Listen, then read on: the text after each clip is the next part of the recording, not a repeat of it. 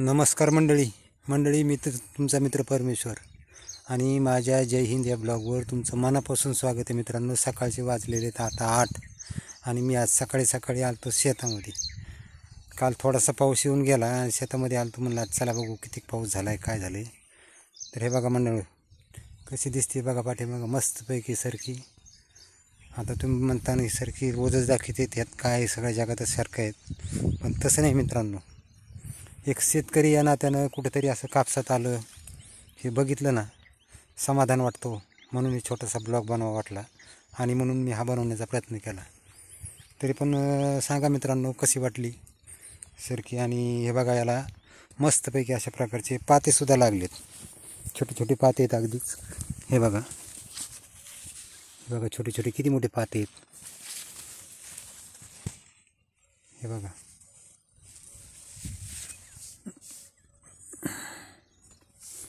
अशा प्रकारचे पाते लागलेत मंडळी याला।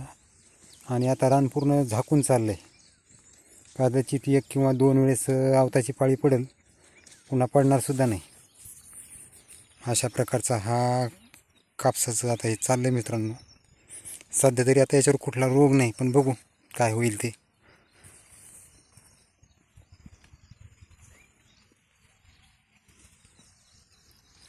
आज असं मस्तपैकी ऊन पडलेलं आहे, सकाळी फेरफटका मारला, बघितलं, म्हणलं चला आता बघू कुठपर्यंत आले। आणि 2-4 दिवसात मित्रांनो असा मोठा ब्लॉग बनवलाच नव्हता, त्याच्यामुळे म्हणलं चला आज बनवून दाखव। एक छोटासा प्रयत्न।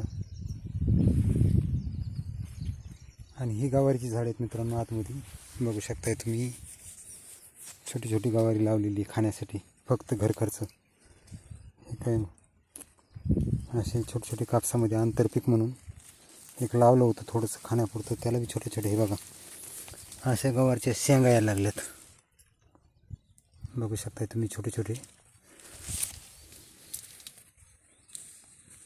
आणि सकाळच्या वातावरणामध्ये शेतात आल्यावर खूपच छान वाटतं मंडळी।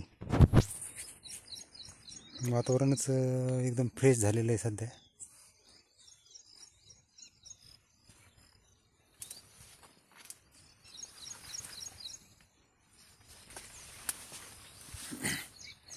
बघू शकताय तुम्ही।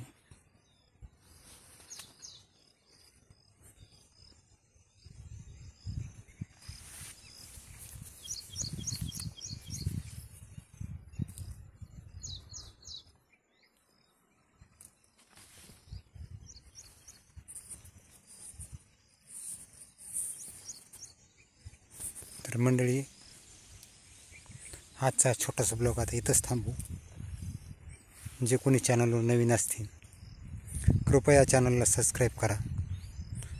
हे माझा कापूस कसा वाटतोय कमेंट करा। आणि काही जणांनी मला पाठीमागच्या ब्लॉगमध्ये माझं गाव विचारलं होतं, तर माझं गाव आहे महाकाळा, तालुका अंबड, जिल्हा जालना। बीडची आणि जालन्याच्या बाँड्रीवरती गाव आहे। शहागड म्हणून छोटासा कसबा आहे आणि तिथून 7 किलोमीटर दूर आहे शहागड गावापासून। तर भेटूया पुन्हा नेक्स्ट ब्लॉगमध्ये, तोपर्यंत धन्यवाद।